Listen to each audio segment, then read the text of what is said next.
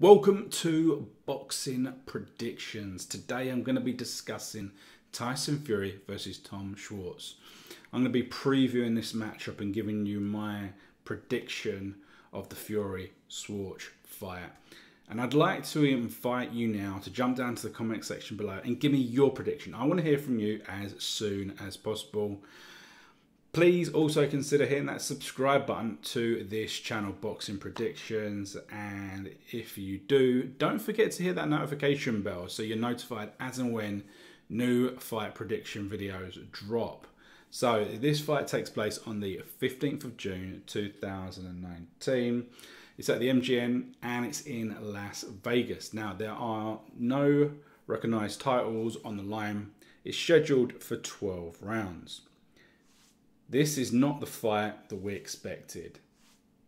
Last December, we saw an epic 12-round fight between Tyson Fury and Deontay Wilder, and it was one for the ages. It had everything. It had supreme boxing. It had excitement. It had knockdowns. It had Tyson Fury dragging himself off the canvas when everyone thought that he was completely unconscious. You know, it was what I believe to be a modern day classic, particularly in the heavyweight division. And there's a video on my channel where I talk about the heavyweight division possibly being in a golden age. So that's an interesting one to check out if you would be interested in that. Now, since that fight, we were expecting the rematch. Everyone thought Fury Wilder 2 was on the cards. And then they basically came out and said something like, they've decided to fight other opponents in order to build Fury's profile in the US. Okay, so we've seen Wilder fight Dominic Brazil, relatively easy, quick, decisive fight that was. We've just seen Anthony Joshua fight Andy Ruiz Jr. and Fury goes in against Schwarz. So, you know, we've had fights that we were not expecting, not looking forward to. And this fight falls in that camp. So, anyway, what do we know about Tom Schwarz? He's 25 years old, from Germany. He's been a pro, in fact, since 2013. And he's got 24 wins with 16 stoppages. He's undefeated. He's fought predominantly at home in Germany, with a few fights, I believe, in the Czech Republic. He turned pro relatively early. As I said, 2013. So, you know, he's pro since a teenager. So he's got a significant lack of experience, relatively minimal amateur experience, particularly against men, okay? So there's a lack of experience in general, but really the big talking point here is you know, isn't Tom Schwarz, but it's why is this happening? You know, as we said, they've called this fight out, and you know it was to build Fury's profile in the US, but why? You know, he's just been in one of the most entertaining heavyweight fights in years on US soil. You know, what's going on? What is going on here? You know, they haven't helped themselves. There's an awful undercard, and here in the UK, it is actually pay-per-view. £20, it's at 4 AM. Who are they kidding? Who are they kidding? They are not going to get good numbers here. They are not going to get good numbers. You know, and I can remember some time ago, Tyson Fury talking about, I think it might have been a couple of years ago after he won the titles, and he was talking about that he was going to go on do a bum of the month and just fight kind of basically no ones all the time, you know, implying that he was going to be some sort of really active champion.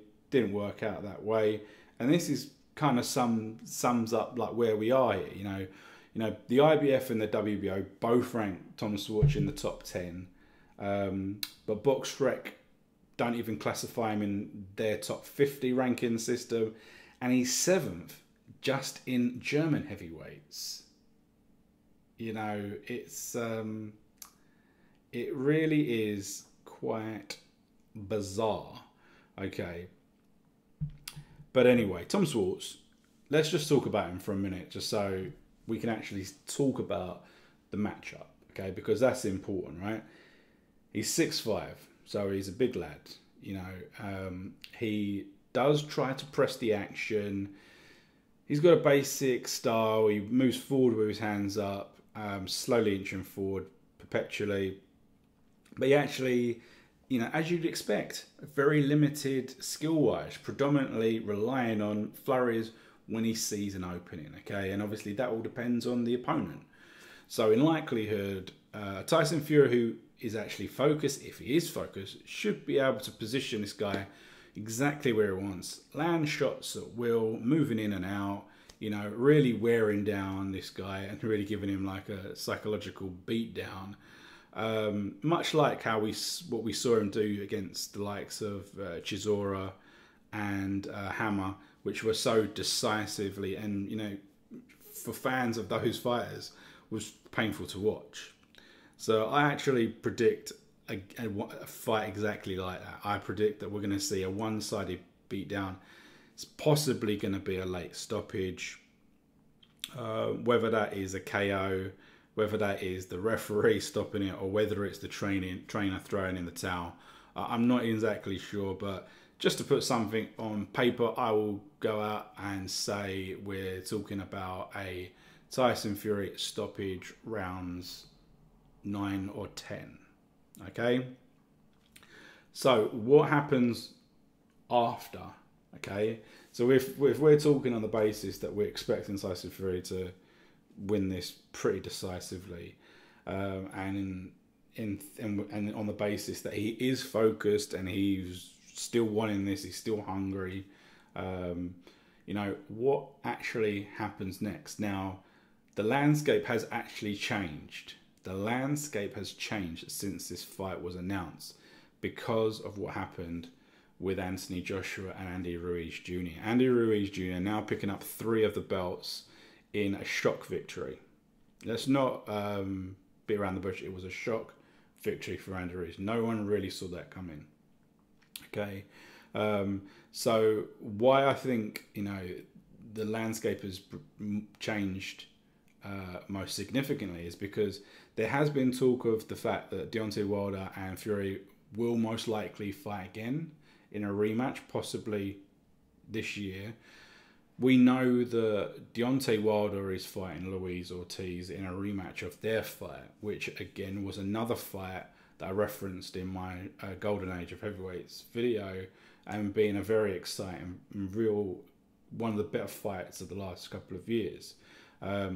You know, they're going to be fighting now. Just say on the basis, we're playing devil's advocate, that Deontay Wilder wins that one as well. Okay, so we've got Deontay Wilder continues his winning streak. We've got Tyson Fury continuing his winning streak here.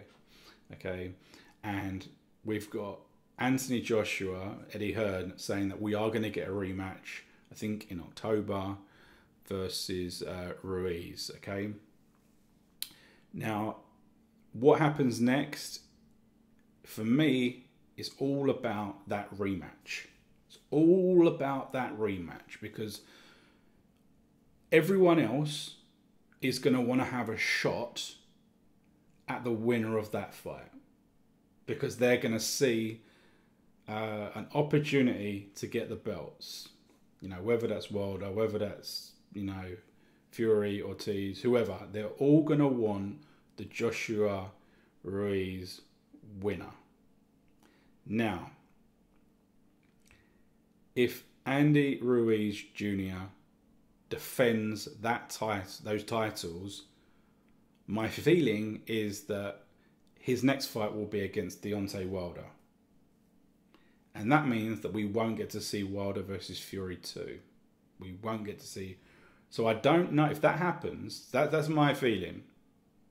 That's my feeling, okay? And if that happens, as I say, we won't see Wilder versus Fury, and we probably won't see the rematch ever. But what happens with Fury?